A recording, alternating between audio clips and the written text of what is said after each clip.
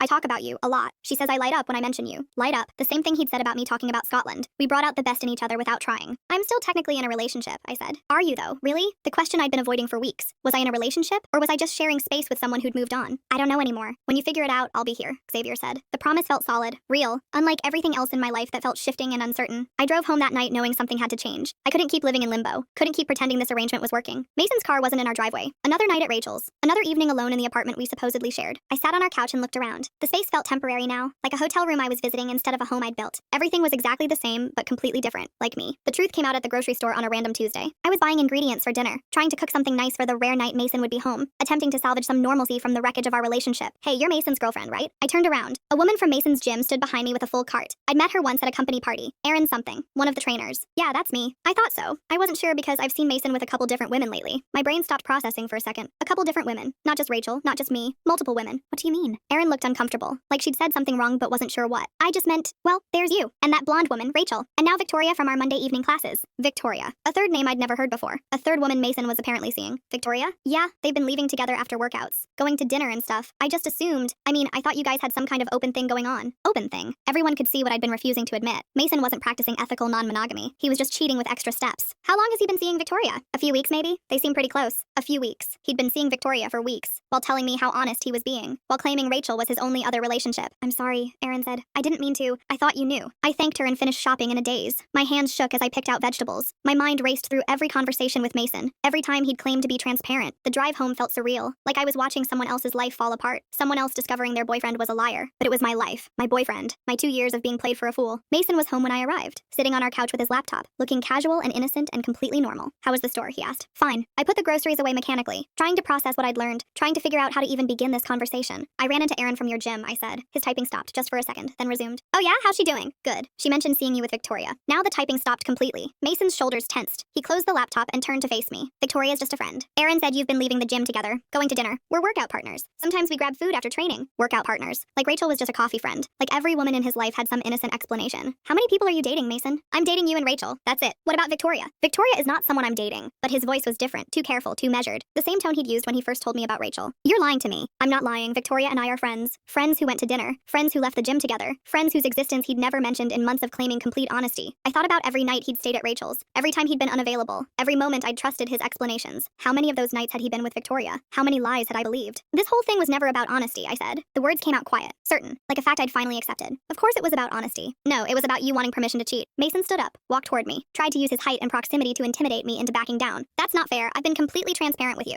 Transparent? You've been seeing 3 women at once? I'm not seeing Victoria romantically. I don't believe you anymore. The admission felt huge, final, like a door closing that could never be reopened. You don't believe me? No, I don't believe anything you say. For the first time in weeks, I felt clear, certain. The confusion and self-doubt disappeared. Reality was simple and obvious. Mason was a liar. Our relationship was over. I just hadn't admitted it yet. I waited until Mason got home from the gym that night. He walked through the door looking relaxed, happy even, probably thinking about whatever he'd been doing with Victoria, or Rachel, or whoever else existed that I didn't know about. I want you to tell me the truth about Victoria, I said. Mason stopped unpacking his gym bag. His whole body went still, like someone had pressed pause on his casual evening routine. There's nothing to tell. The lie came so easily, so automatically, like he'd been practicing it for weeks. Stop lying to me. He ran his hands through his hair, started moving around the kitchen like he was busy, like he could avoid this conversation by staying in motion. I followed him, made him look at me, made him face what he'd been doing instead of hiding behind fake tasks. He insisted Victoria was just a friend from the gym. Nothing more, nothing romantic, just workout partners who sometimes grabbed food. But his voice was different, too careful, too rehearsed, the same tone he'd used when he first told me about Rachel. I told him I'd been asking questions, that I knew about their dinner dates, that I'd stopped trusting his explanations weeks ago. You've been checking up on me? I've been trying to figure out why my boyfriend is never home. Mason sat down hard on our couch, rubbed his face with both hands, the performance of someone under intense pressure. He said everything was getting blown out of proportion, that I was making simple friendships into something bigger than they were. I asked him directly if he was sleeping with Victoria. The question hung in the air, heavy and unavoidable. The silence told me everything I needed to know. It's complicated. There it was. The word he used when he didn't want to admit the truth, when he wanted to avoid responsibility for his choices. So you lied to me for weeks. He insisted he hadn't lied. He'd just not mentioned every detail. Like omitting major relationships was the same as being honest. I pressed him about Victoria's knowledge of our situation. Did she know about me? Did she know about Rachel? She knew he was in a relationship, but she didn't know about Rachel. He told each woman a different version of the truth. You're lying to all of us. Mason stood up, started pacing around our small living room. His calm mask was finally cracking. The stress was showing. He said I was twisting everything around, making simple situations more complicated than they needed to be. Always my fault. Always my misunderstanding. I asked how many other women there were. He swore there were no others. But how could I believe that? How could I trust anything he said anymore? Because I love you. The word that was supposed to fix everything. The magic phrase that was supposed to make lies and betrayal disappear. You don't love me. Mason stopped pacing, looked directly at me for the first time since this conversation started. Of course I love you. You love having me as an option. The words felt powerful coming out, true in a way that cut through all his explanations and excuses. I told him he saw me as his backup plan, his safety net, the woman who would always be there while he explored other options. He insisted I was his girlfriend, but I corrected him. I was one of his girlfriends, except the others didn't know about each other. Mason asked what I wanted him to do, like this was a problem that could be solved with the right action plan. I want you to move out. The words surprised both of us. I hadn't planned to say them, but once they were out, I knew they were exactly right. Move out? This isn't working. This has never been working. Mason tried to negotiate, said we could fix this, set better boundaries, create clearer rules, all the solutions that missed the real problem. The real problem wasn't poor communication, it was fundamental dishonesty. It was his belief that he could have everything without consequences. I don't want to fix this. I want it to end. I walked to our bedroom, started pulling his clothes out of our shared dresser. If he wasn't going to pack, I'd help him get started. Mason followed me, begged me to stop, promised he would break up with Victoria and Rachel immediately, swore he'd call them right now, but I didn't want him to break up with them for me. I wanted to be with someone who chose me first, someone who didn't need rules to be faithful. I'll call them right now. I don't want you to call them. I want you to leave. I filled a suitcase with his shirts and jeans, grabbed his toiletries from our bathroom, made a pile of his belongings by the front door. Mason kept talking, kept trying to negotiate, kept treating this like a business deal that could be restructured instead of a relationship that was over. His phone buzzed during his pleading. A text message, probably from one of them, maybe both. He glanced at it automatically, then typed a quick response. Even during our breakup conversation, he couldn't ignore other women's messages. Go ahead, answer it. The automatic response proved my point better than any argument could. His attention was always divided. I would never be his priority. I told him I wanted him gone by Friday. He said that wasn't enough time, but he'd had months to figure out his priorities. Now I was figuring out mine. Mason tried one more approach, reached for my hand, attempted to use physical touch to break down my resolve. I pulled away, stepped back, created distance between us. I love you. I know I messed up, but I love you. The last desperate attempt to make this my fault, to make me feel guilty for having standards. I love me too, that's why I'm doing this. The words felt like a breakthrough. I did love myself, enough to stop accepting accepting scraps. Enough to want more than being someone's third choice. Mason tried to argue more, but there was nothing left to say. This conversation was over. Our relationship had been over for weeks. I walked him to the door, watched him load his suitcase into his car. He said he'd call me later. Don't. I closed the door before he could respond, locked it, slid down to sit on the floor. For the first time in months, the apartment felt peaceful, like a weight had been lifted that I'd forgotten I was carrying. My phone buzzed. A text from Xavier asking if I wanted to grab dinner. I texted back yes, started getting ready to go out, started living my life for myself again. The relief was immediate and overwhelming. I was done sharing, done competing, done accepting less than I deserved. I was finally free. Mason moved out that Friday like I'd asked. He came by while I was at work, left his key on the kitchen counter. The apartment looked bigger without his things, more like mine again. He'd left a note on my pillow, 2 pages of apologies and promises to change. I threw it away without finishing it. Xavier came by that weekend to help me rearrange furniture. We moved my couch to where Mason's desk used to be, hung pictures I'd kept in storage for 2 years. It looks good, Xavier said. It feels good. We'd been talking every day since Mason left. Real conversations about books and travel plans and what we wanted from life. Simple things that felt revolutionary after months of drama. I've been thinking about Scotland again, I said. What's stopping you now? Nothing was stopping me now. No shared lease, no complicated relationship, no boyfriend who needed managing. 2 weeks later, I ran into Rachel at the grocery store. She looked tired, stressed. I heard you and Mason broke up, she said. We did. We broke up too last week. She'd found out about Victoria. Turns out there were more women than just the 3 of us. Mason had been collecting girlfriends like hobbies. I'm sorry, I said. Don't be, we both dodged a bullet. She was right. We had dodged a bullet. A life of wondering who else existed. 3 weeks later, Xavier asked me to move in with him. I know it's fast, he said, but I want to build something real with you. Real. The word Mason had used while building fake relationships everywhere else. But Xavier meant it differently. He meant choosing me over everyone else. I want that too, I said. We found an apartment together the next weekend. Fresh space with no history, no memories of other people. Moving day felt like a celebration. Xavier's friends helped carry boxes. My friends brought pizza.